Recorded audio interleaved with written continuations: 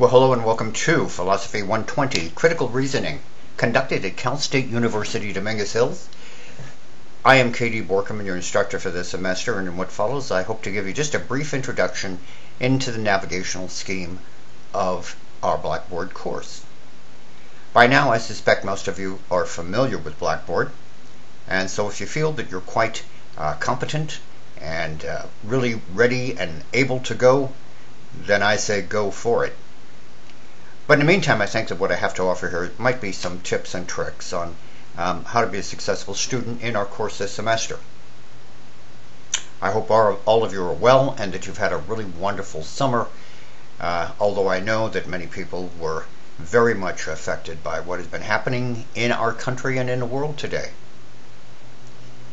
When you log into Blackboard, you'll notice a navigation screen. This is in fact the opening page that you access when you are ready to take advantage of the links to the content area of the course.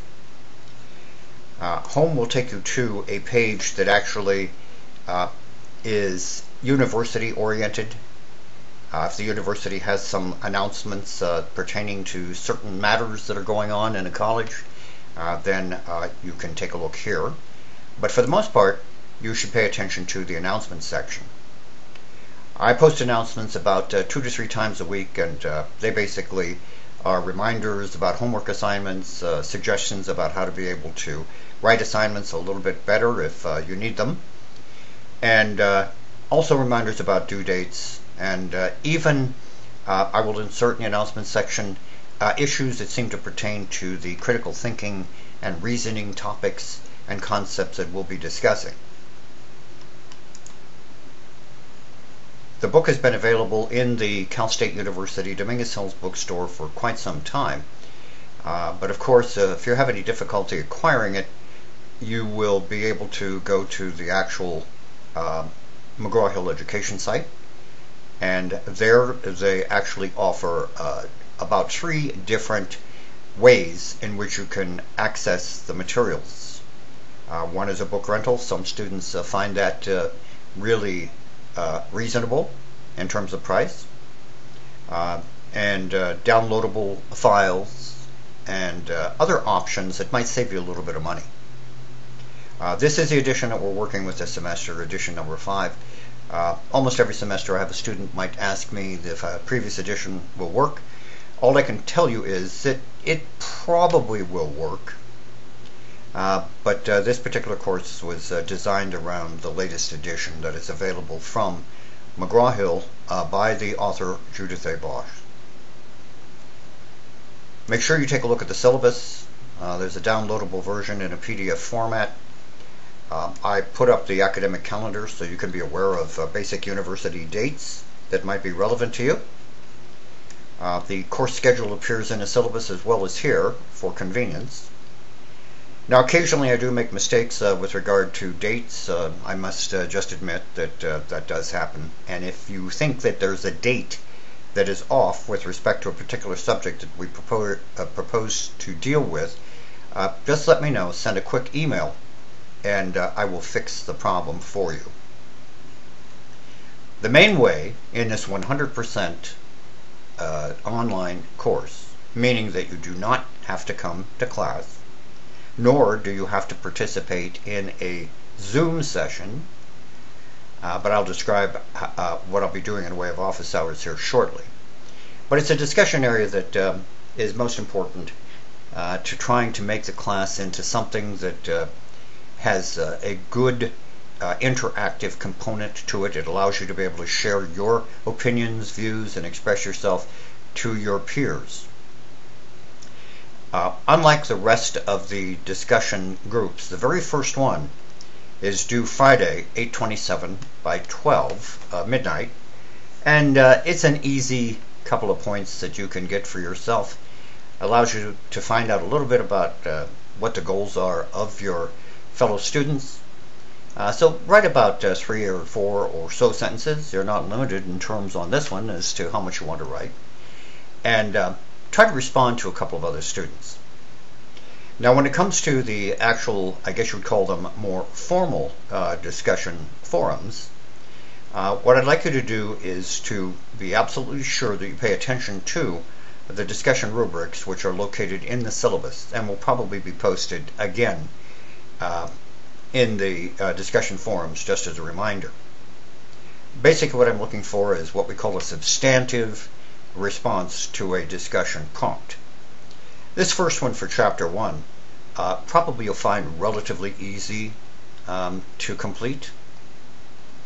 But be reflective, be collegial, be respectful, and try to avoid what we call Twitter speak.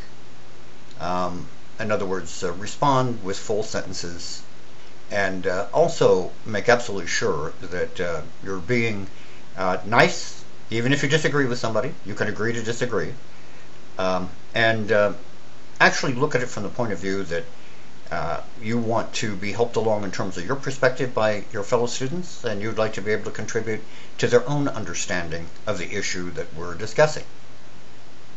But once again, your best bet is to go to the syllabus and take a look at the rubric.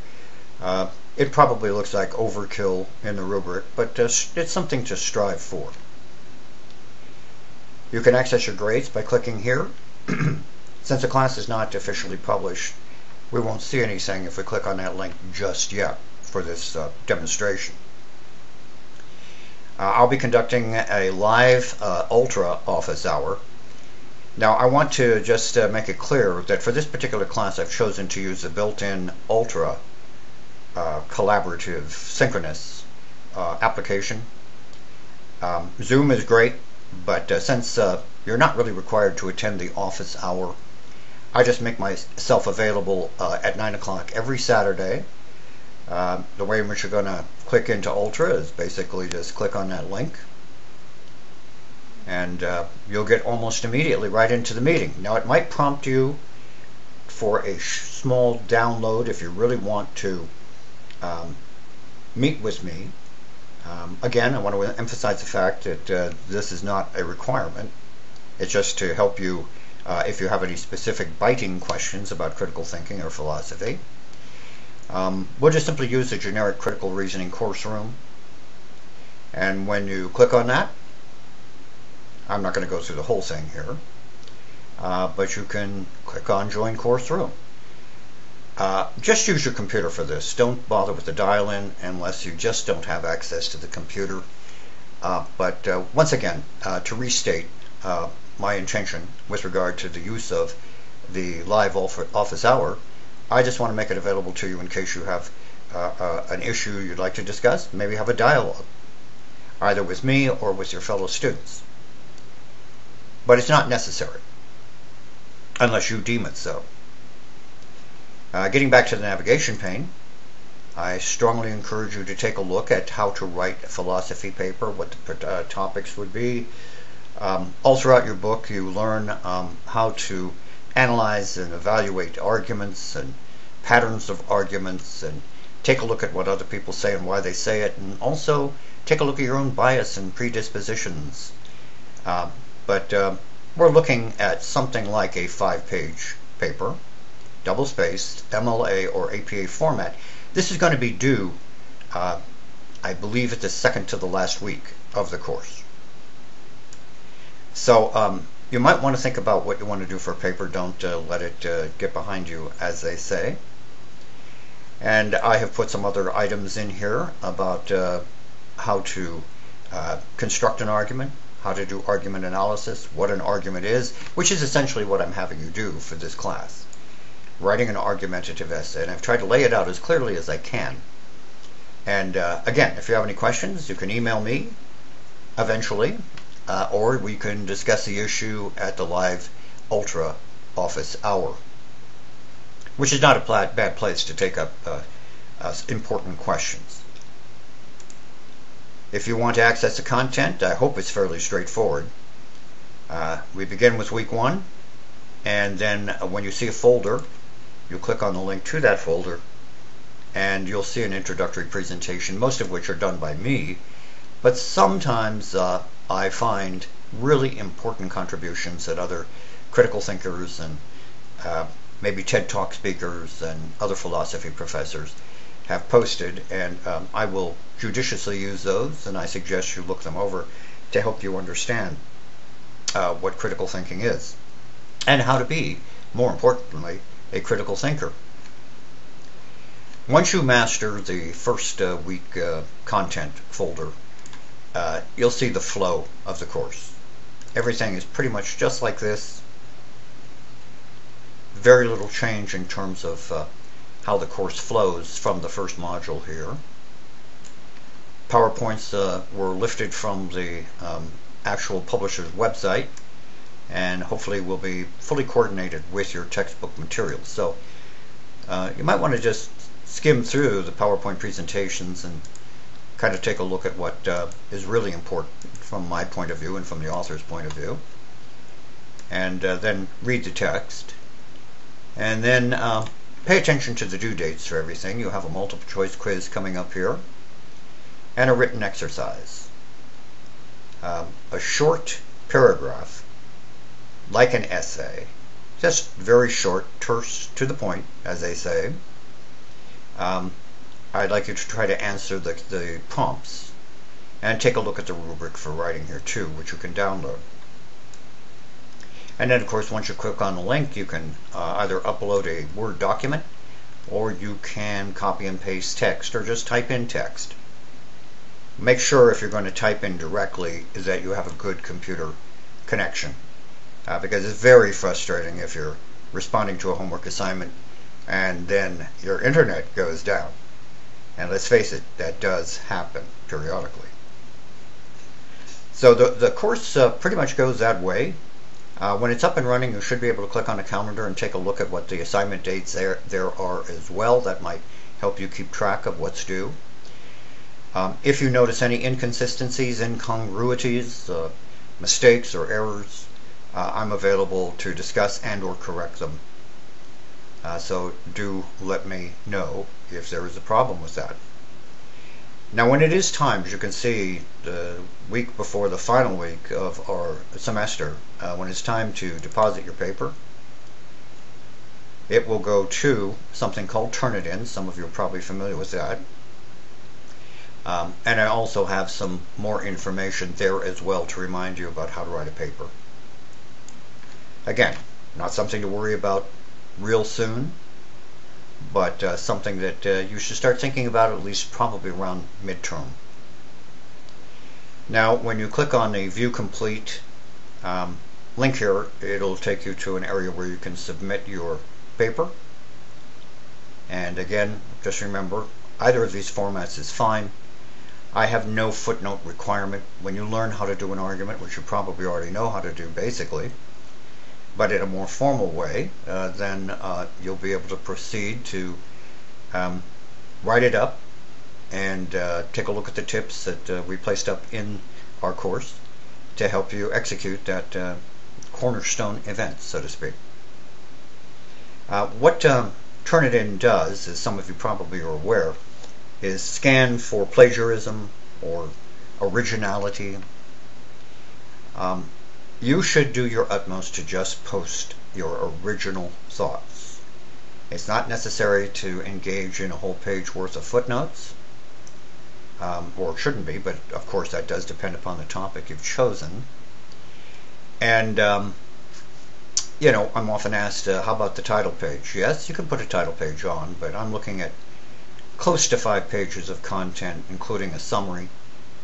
And you'll see how that goes once you understand how to construct your own argument. If you follow the recommended rubrics and procedures in developing your own argument and writing it up, I think you'll do very well. Most students end up doing a superb job with their final paper. And it can be about a lot of things, but I do give you some opportunities to take a look at possible paper topics. So that is about it for now. Going back to the announcements section. These dates up here reference the first day of class, which is Monday, and then the final ending of the session, which is around the 12th. And then grades will be due a couple of days after you've submitted all of your work to me. I'm excitedly looking forward to our time together. And I want to make myself available as much as possible if you have any questions. So primarily, the way in which you're going to contact me is not by phone, but rather through email. And possibly, if you are up to it, the ultra office hour, which I've mentioned. My turnaround time for email is usually just a couple of hours. I keep a computer on and monitoring in the background because I'm kind of a computer geek myself, so I have them up and running all the time. So usually about 2 to 3 hours response time, Monday through Friday. If it's a holiday, I tend to back off. I am available on the weekends as well, unless of course I have other pressing issues, but I'll certainly get back to you within 24 hours. Alright, I think this does it, and I look so forward to meeting you all online. Good luck, have a good semester, and stay healthy.